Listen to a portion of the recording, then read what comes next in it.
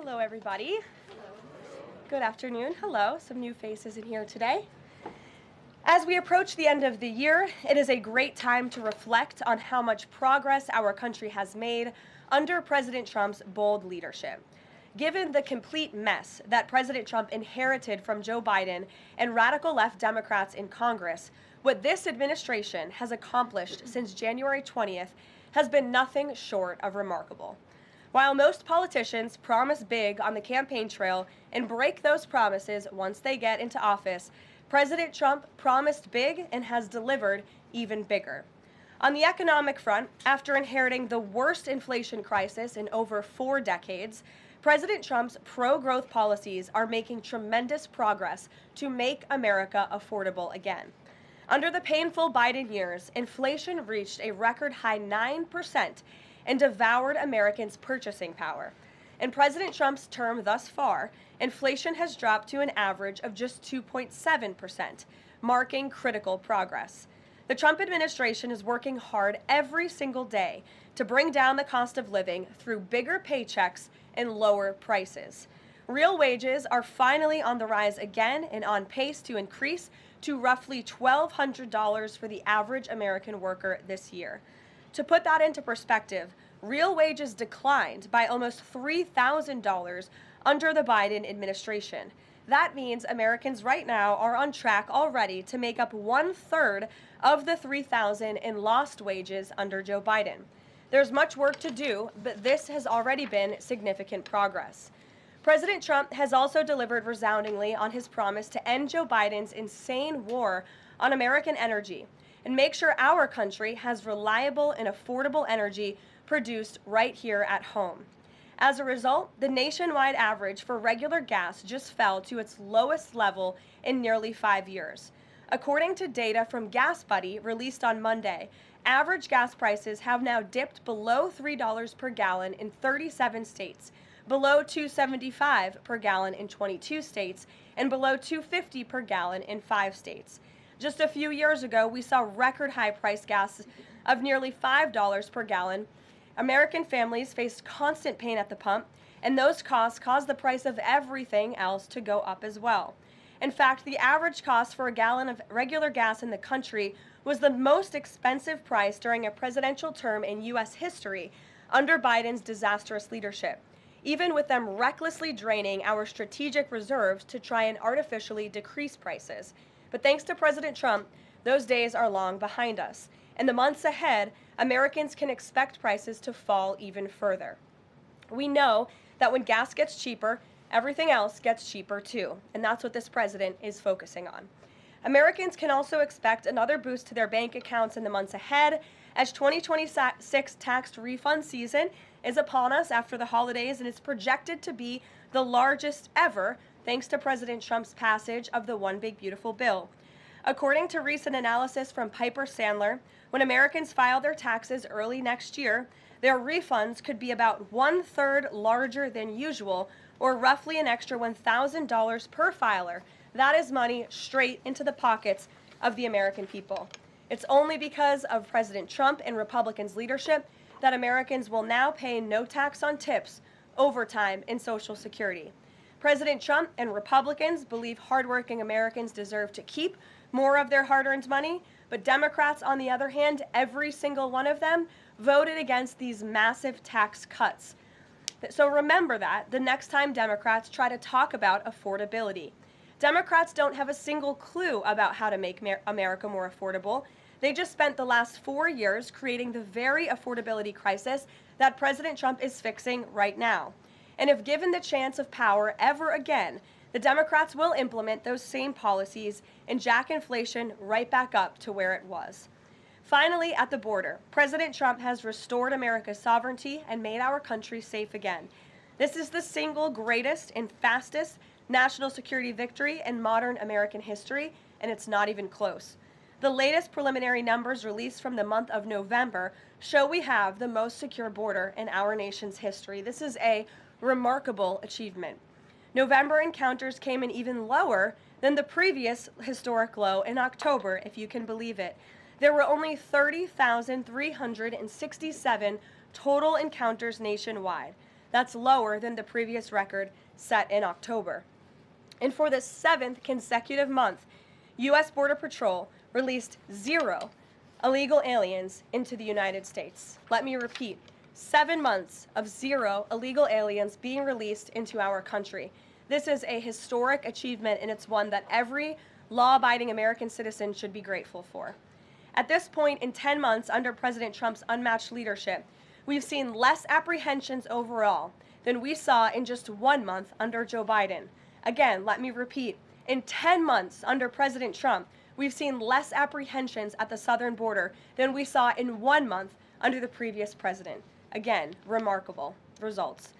All in all, the economy is back on track and ready to boom over the next 3 years. Biden's inflation crisis is over. Prices are coming down. Wages are rising. The border is fully secure, and America's best days are to come. President Trump has kept his word and delivered for the American people over the past year, and he will not stop fighting, as you heard from him directly this week, until our country and every state in this country is better than ever before. So with that, I will take your questions today. I know there's a lot of news. We'll start with our new media seat. Mr. Bowling, it's great to see you here. He's of Real America's Voice. He's also the host of Edge, his interview and commentary podcast.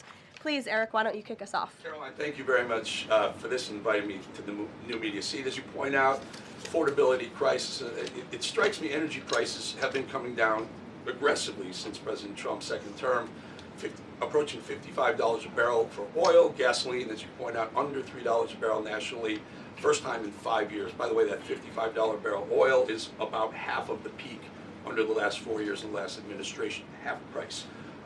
Wholesale prices come down, yet affordability crisis, a lot of the folks in this room, a lot of legacy media, some people in the front row, seem to want to call this an affordability crisis right now, forgetting the fact that over the last 4 years prior, we hit 9% inflation, wages, as you point out, were stagnant at best, sometimes had dipped. That's a real affordability crisis there, but they weren't really calling it that then. You point out how President Trump is changing the affordability in America, but how will he ensure that the legacy media doesn't flip the script and change it so that they're using affordability as their word, their idea, versus what the American people who know much better? Yeah, well, it's a great question, Eric, and it's a point of frustration for the president and for myself. I will say that's part of the reason I just kicked off this briefing today, setting the record straight with facts about the economic mess that the president inherited from his predecessor, Joe Biden. And he's focused on digging our country and our economy out of that hole every day. Things are getting better, and they will continue to. And President Trump understands better than any politician in this city the pain that the American consumer has been feeling for years now because of the last administration's policies. You heard him in the great Commonwealth of Pennsylvania this past week campaigning and talking to these voters, saying, I was elected to fix this problem, and I am fixing it. Don't forget who created it, and that's the Democrats. And I think when you hear the president talk about affordability, he's saying the Democrats are the greatest con artists in history because they are now trying to claim ownership of an issue that they created. And every data point and every economic metric does in fact show that the economy is improving. And so I do wish more people would report on those facts. I do wish that more people would remind the American public how we got here and why. It does not mean this president is discarding the feelings of the American people. He gets it better than anyone, which is why his entire administration has been focused on the issue of the economy and energy prices since day one. If I may Sure. follow up, it's reported that around 10,000 commercial driver's license operators have been pulled by your transportation secretary department. Will the president apply that same metric? For the reason was the operators weren't speaking or reading English to a level that was safely, people thought they would safely be able to operate trucks on our roadways.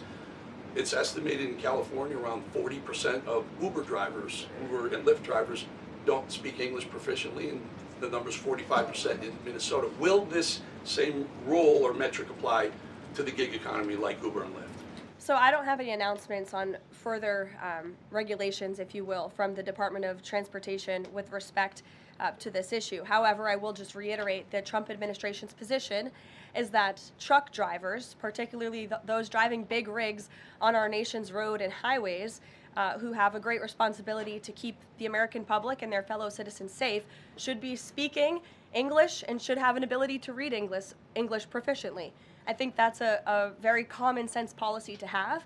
And we've unfortunately seen, and the Department of Transportation has uncovered and is actively working to fix these state-sponsored commercial trucking driver licenses, which were going to people who are not qualified to be driving these massive trucks on American roads, and they're endangering the lives of our fellow citizens. We've unfortunately seen many vehicle accidents across the country where people have lost their lives because of drivers that were just simply unqualified to be driving these trucks. So I know this is something DOT and Secretary Duffy take very seriously. Peter. Thank you, Caroline. Based on the way that things stand right now, is Operation Southern Spear about drugs or is it about oil? What I will tell you, Peter, is that the Trump administration is focused on doing many things in the Western Hemisphere. The president has taken a new approach that has not been taken by any administration for quite some time to actually focus on what's going on in our own backyard. And there are two things that are very important to this administration. Number one, stopping the flow of illegal drugs into the United States of America, which we know has killed hundreds of thousands of Americans. The president promised on the campaign trail that he would demolish the foreign terrorist organizations and drug cartels around the world, especially right here in our own hemisphere, and you have seen that he is delivering on that promise.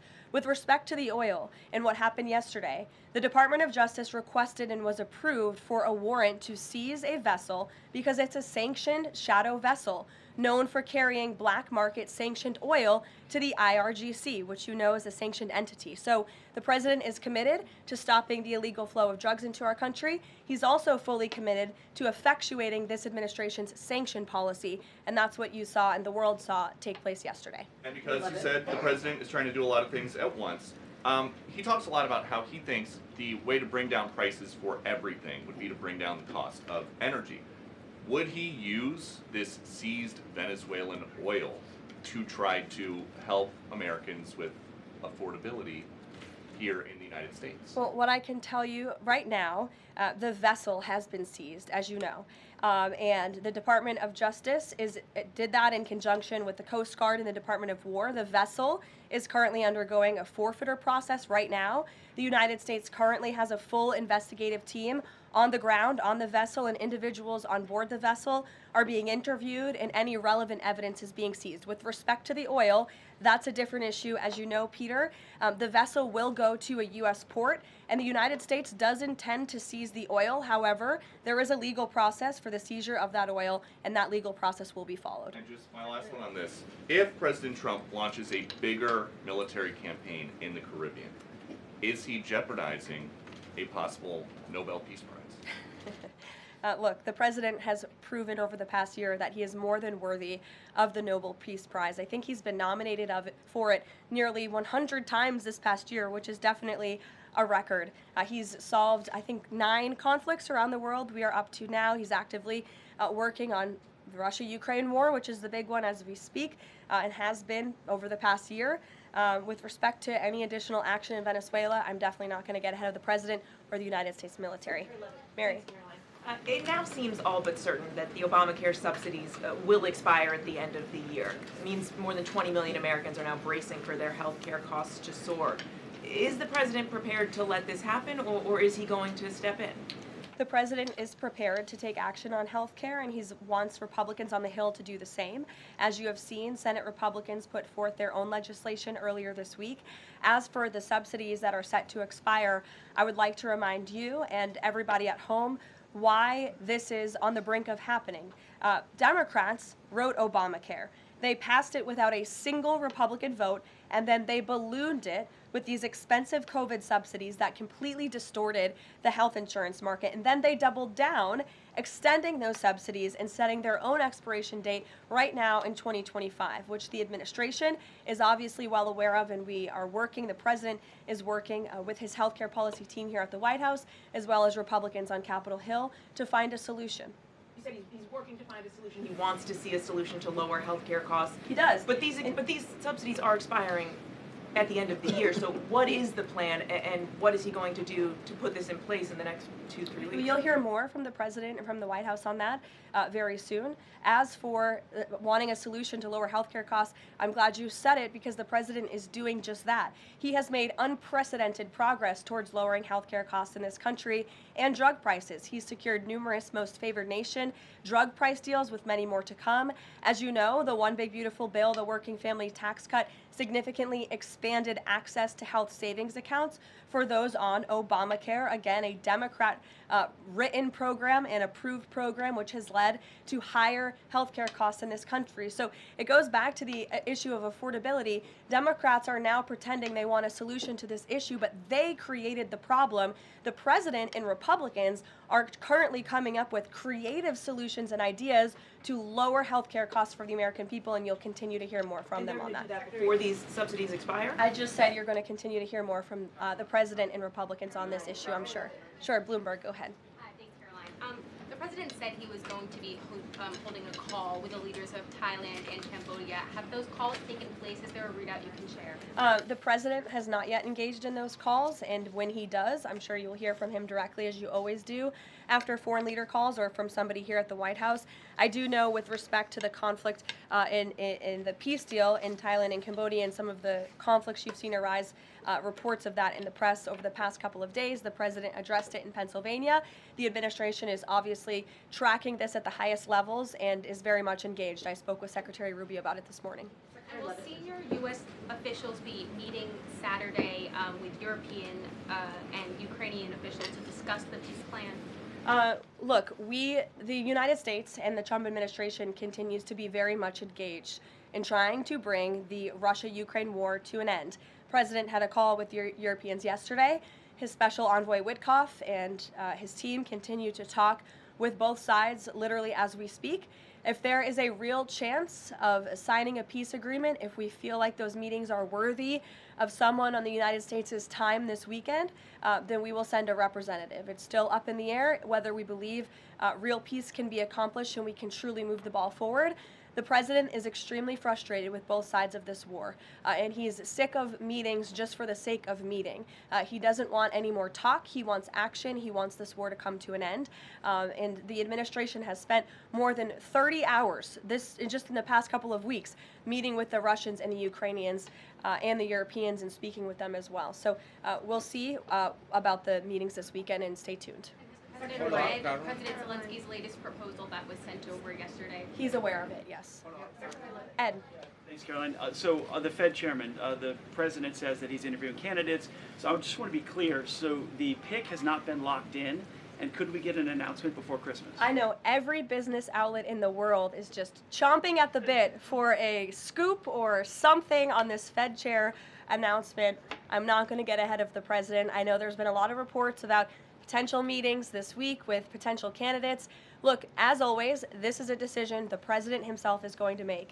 And I know there's a lot of reporting out there from anonymous sources who claim to know something. I would wait and see what the president himself does and announces, and I certainly won't be the one to get ahead of him on that. On the economy, can I ask you about affordability? Michael, go ahead. On the next Fed chair, does the president have an expectation that his pick will lower interest rates next year to his liking? I think the president has been quite clear about what he believes the Fed should be doing, which is lowering interest rates. I know there was a quarter-point reduction this past week, and the president was pleased to see that, but he thinks more should be done. Philip. Thank you, Caroline. On these advanced NVIDIA H200 chips, why is the president willing to allow China to have access to one of America's chief technological advantages? Look, I will tell you just a couple of things. The president put out his own statement on this, which I do think highlights his exact thinking. What you see from the president on Truth Social is most of the time what you hear from the president behind closed doors privately. He told President Xi that NVIDIA will only be shipping H200 products to approved customers in China under conditions that will allow for continued strong national security. The administration continues to maintain a strict export control regime, and we are ensuring that the Blackwell chip and other advanced technologies stay right here in America, and these H200 chips will only be sent to China after undergoing a security inspection here in the United States. Elizabeth. Thank you, Caroline. New York City Mayor-elect Maduro put out a video recently telling immigrants in New York City they have the right to stand up to ICE. Are you concerned this will inspire New York City residents to resist ICE operations, and what will the Trump administration do if this happens? The Trump administration is definitely concerned about the rise in violence, in attacks, in physical threats that we have seen against our brave men and women who wear the ICE uniform. Again, these are agents who are just simply doing their jobs. They are enforcing our nation's immigration laws, and we've seen more than a 1,000% increase in violent attacks on them and their families. They've been doxxed, they've been harassed, many of them have been physically assaulted and attacked. So we condemn that wholeheartedly. I know the administration has done a lot to protect our ICE agents, and the president stands firmly behind them in conducting these enforcement operations. And there's a lot of talk from Democrat politicians in New York, but the Trump administration will continue to do our jobs in every state, and that's to remove illegal aliens and public safety threats from American communities. Sure. Thank you. I'll go to the gentleman who's very eager, and then to you. Awesome. Thank you so much. Obviously, Jasmine Crockett, who the president has openly criticized, just entered Texas' Senate race. I asked Mike Johnson, who said that Texas largely supports the president. Crockett, on the other hand, says that Trump is an example of extremism. She says that her support is a referendum on Trump. I'm curious to get your thoughts on this. And has Trump made any statements since she's announced her candidacy?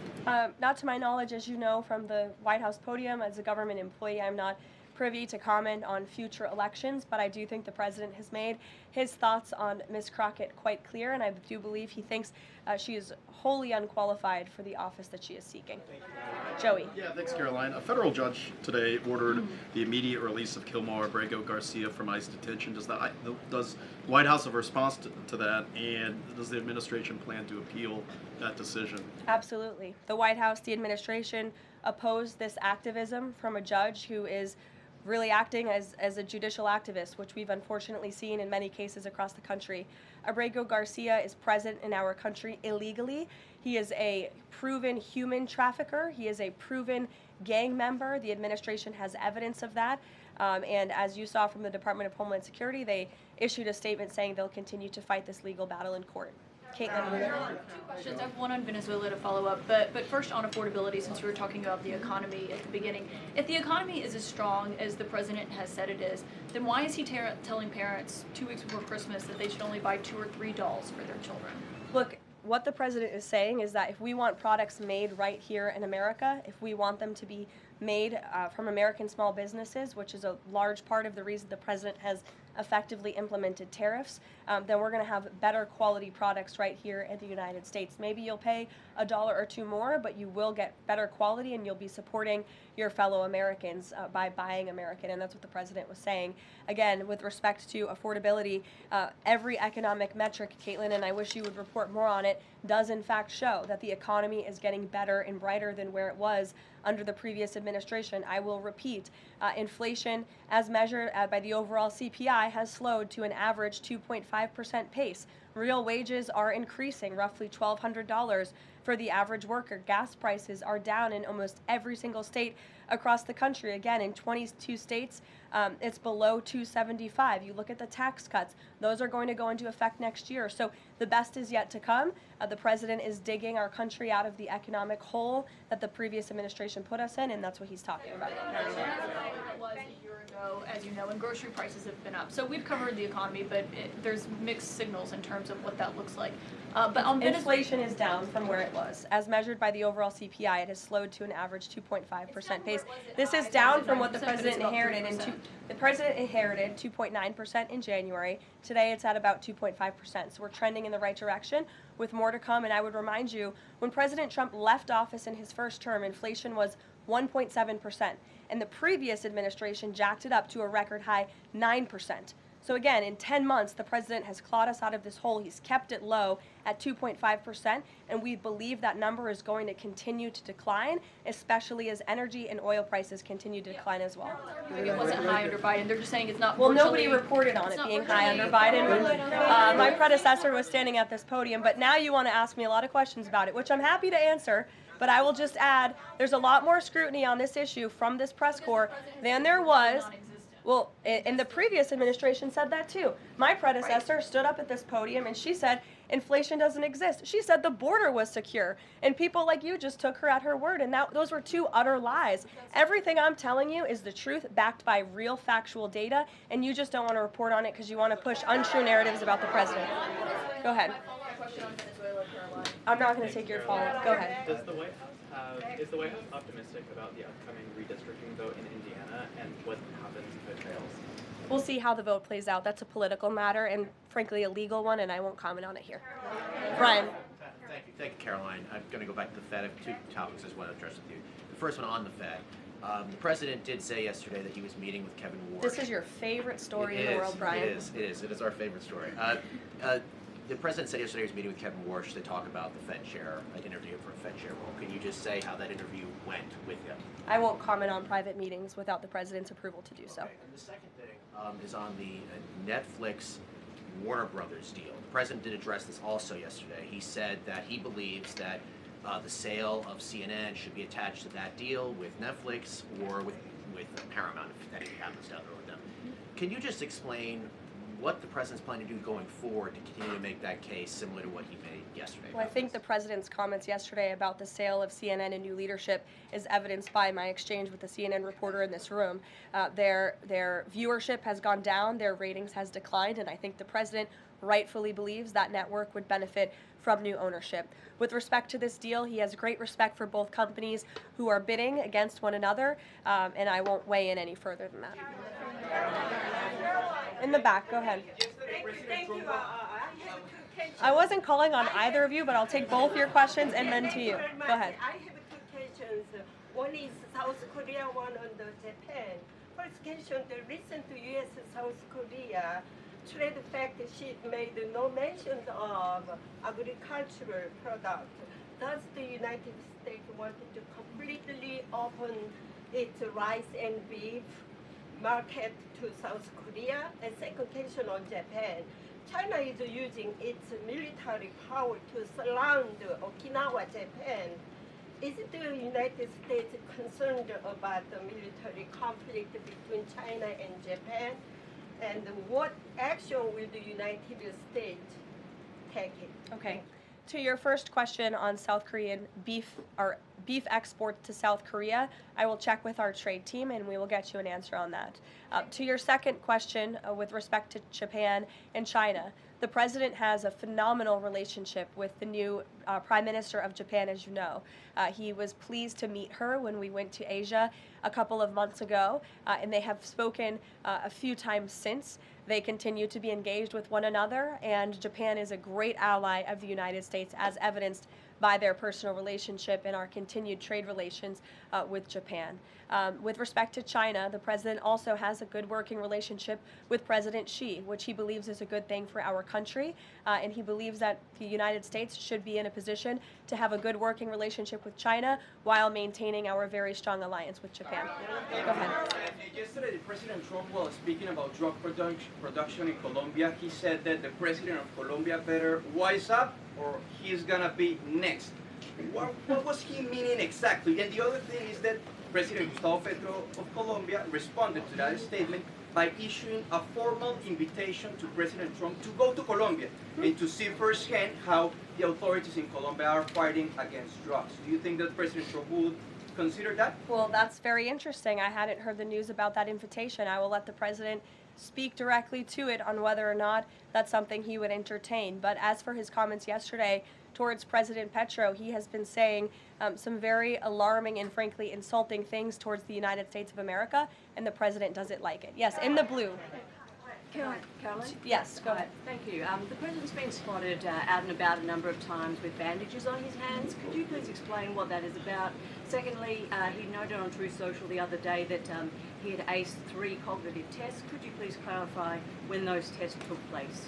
I can do that at a later date. I obviously don't have that in front of me. The president has spoken about that quite extensively throughout the years. As for the bandages on the hand, we've also given you an explanation for that in the past. The president is literally constantly shaking hands. The Oval Office is like Grand Central Terminal. He is meeting with more people than any of you even know about on a daily basis. He's also on a daily aspirin regimen, which is something his physical examinations has said in the past as well, which can contribute to that bruising that you see.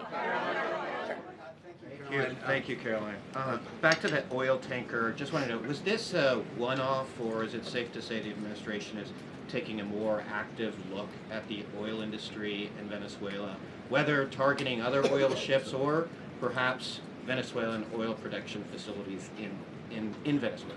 Well, I won't broadcast any future actions from the administration, but I will just reiterate that the Trump administration is executing on the president's sanction policies and the sanction policies of the United States, and we're not going to stand by and watch sanctioned vessels sail the seas with black market oil, the proceeds of which will fuel narco-terrorism of rogue and illegitimate regimes around the world. Andrew? Thank you, Caroline. Two for you. First, when the president announced the farm relief program the other day, Secretary Rollins afterwards, right out there, told us that the program would be paid for by the Commodity Credit Corporation, an existing program. The president keeps saying that it's being paid for by tariff revenue. Why does he keep saying that if the secretary who's running the program says that's not the case? And also about his doll comments from the other night. The president's a billionaire. He's probably the wealthiest person to ever serve as president. Is it a good look for him to be telling parents, oh, you should only buy, 2 or 3 dolls for your kids, when he's one of the wealthiest people in the country running the government? Do you think the people in that room in Pennsylvania who the president was speaking to don't know the president's a billionaire? I think that's a very well-established fact. And actually, I think it's one of the many reasons they reelected him back to this office, because he's a businessman who understands the economy and knows how to fix it. And he's doing it right now just like he did in his first term. Sure, go ahead. To the gentleman behind you, Andrew, yes, go ahead. Go ahead. Thank you, Caroline. On Gaza, we heard the president say yesterday that the Board of Peace members are going to be announced early next year. What is the administration doing to move the parties in the region closer toward phase 2 of his peace plan for Gaza? Sure. Well, first of all, I would be remiss if I didn't highlight what a success it is that 10 months into the president's administration, you're asking me about a peace plan in Gaza, because that's a legitimate reality on the ground right now in the region. And it's only because of this president's leadership that that was able to take place, that all the living hostages were returned. All but one body of the deceased hostages has been returned, and we're still, of course, working on the last one. As for this next phase of the peace process, there is a lot of quiet planning that's going on behind the scenes right now for phase 2 of the peace deal. And when the United States is ready to make those announcements public on the Board of Peace, the ISF, and the Palestinian technocratic government, we will be making those announcements at the appropriate time. But the reason that, the negotiators and the teams on the ground have been rather quiet about this is because I spoke with them this morning. They are trying to be deliberate and thoughtful about this. Peace in Gaza, in the Palestinian Strip, is something, the Gaza Strip rather, is something that people have been trying to accomplish for 70 years. So, this is a complex problem, and this administration wants to be very thoughtful about it, and we want to ensure an enduring and lasting peace. And when those announcements are ready, they will be made. Sure. Thank you. There have been reports that Vladimir Putin called Maduro today to reaffirm his support. I wanted to ask if it is concerning to the president that Putin has given such a warm embrace to Maduro. I don't think that would be concerning to the president at all, no. I'll let him speak on it further. Spoken to Putin about that? He has not spoken to President Putin today, and I understand that call took place this morning, so the answer is no. Thanks. I have a question about the ACA, but just first very quickly clarifying Caitlin's question. You acknowledged that CPI in January when you took office was 3%, and in September, the last month for which we have data, it was also 3%, so inflation. No, it's 2.5%. Not in September, it was 3%. It's 2.5%, the average CPI right now. I have it in front of me. In President Trump's first 8 months in office, inflation as measured by the overall consumer price index has slowed to a 2.5 average pace. This is down from the 2.9% inherited in January. So January is 1 month. Kelly, in the back. Okay, can I ask you about the ACA really quickly? There are a number of plans that are floating around on the Hill right now having to do with these premium subsidies that are about to expire. Which plan does the White House support? Again, I have told you now a few times that the president and the Republicans will continue to unveil creative ideas and solutions to the healthcare crisis that was created by Democrats. And I know Chuck Schumer is putting up a vote today. This is a political show vote. Chuck Schumer is not sincerely interested in lowering healthcare costs for the American people. He's putting this vote on the floor knowing that it will fail so he can have another talking point that he can throw around without any real plan or action. If Chuck Schumer actually wanted to lower healthcare costs, I'm sure the president would welcome him and his entire Democrat caucus to a legitimate coordination on the president's policies of bringing down drug prices, these most favored nation deals. Why hasn't Chuck Schumer ever come out in support of those? Those are going to legitimately, they already are, lower drug prices for the American people, and not a word from Chuck Schumer on it. So I think that just proves this is completely political. Kelly, go ahead. On Venezuela, does the president consider the seizure of the oil tanker an escalation or a step towards war with Venezuela? I think the president considers the seizure of the oil tanker as effectuating the administration's sanction policies, which I've already discussed previously. Potential invasion or potential land strikes in Venezuela aligned with the president's supporters, the MAGA base, does it risk the potential for a prolonged war and U.S. troops involved in that? Prolonged war is definitely not something this president is interested in. He's been very clear about that. He wants peace. He also wants to see the end of illegal drugs being trafficked into the United States and taking the lives of hundreds of thousands of Americans across our country. And he's thinking about that every day here at the White House. With every drug boat that is taken out by this administration, we are saving thousands of lives by deterring those drugs and stopping those drugs from flowing into our country. You will all, excuse me, you'll all hear, excuse me, you will all see the president tonight. He'll be making remarks at the Congressional Christmas Ball, which will be taking place here at the White House. And later this afternoon, he will be signing some congressional bills and executive orders that we, as always, will keep you apprised of. Thanks, guys. Can you say a word about the call with Modi?